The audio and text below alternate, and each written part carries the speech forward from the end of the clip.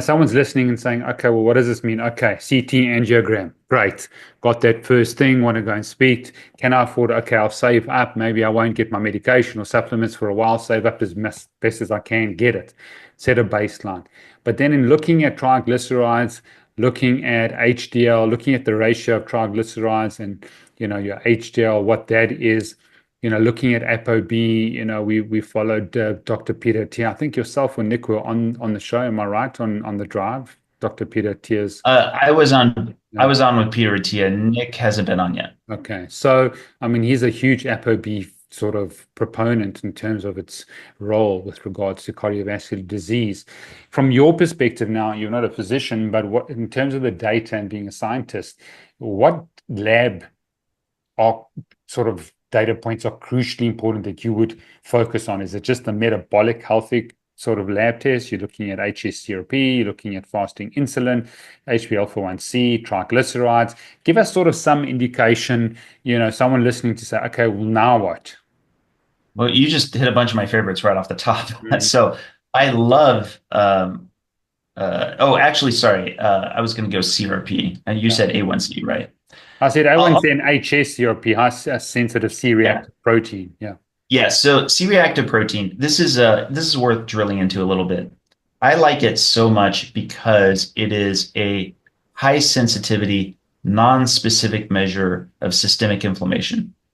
Now, the reason I say non-specific, and it may sound like it's a bug, it's actually a feature. It's basically an extremely sensitive way to figure out if your body is currently in a state of systemic inflammation such that there is more circulating uh, C-reactive proteins.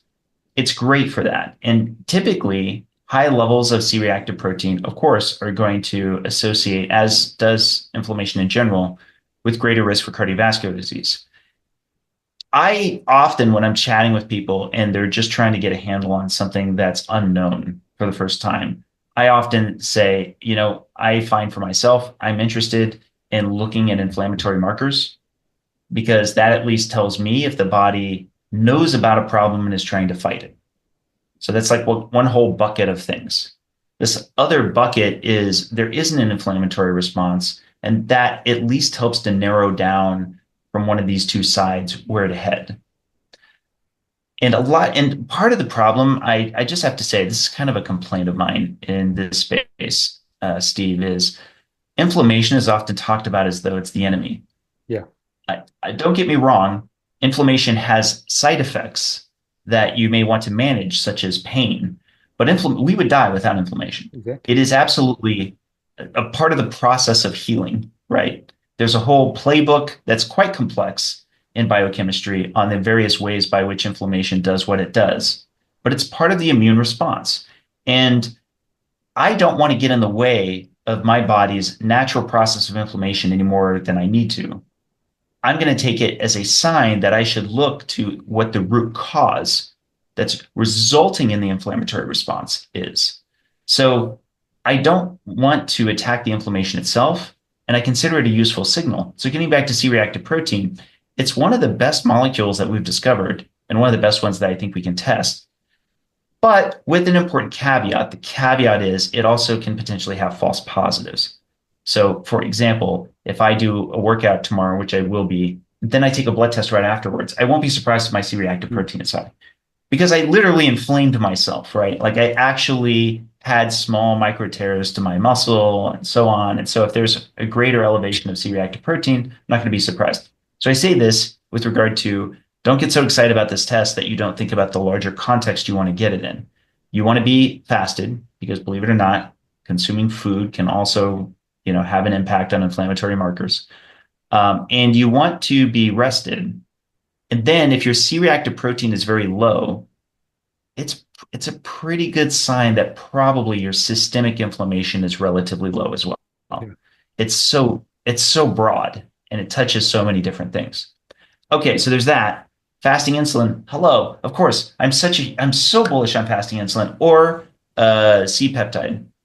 So in both cases, they're seeking to look at your insulinemic response. And just to state it plainly, there's no good reason that I'm aware of for you to have chronically elevated fasting insulin. Emphasis on fasting. You could be somebody who's a carb eater and you take your insulin, an hour after you ate and it's high. Of course it's high. It's high Mm. because its job is shuttling, but it's an anabolic hormone. Anabolic, it builds things up. If if it's building things up 12 hours after you've not eaten anything and you've Yeah. slept a whole night, that's a bad sign. I'm sorry. That means that probably you're having a difficult time internally managing your fuel. And of course, that's highly associated to cardiovascular disease. So yeah, I love that you hit those two out of the park right up front. And then yes, triglycerides and especially triglycerides to HDL, that's kind of a poor man's marker for insulin resistance as it's encroaching. However, triglycerides are pretty noisy, and you want to be mindful of that. Sorry, let me just fit in one more thing too. Triglycerides, you also want to get fasted. Absolutely. During the course of the day, my triglycerides are going to be higher while I'm like eating, and that's because my basal insulin level is lower.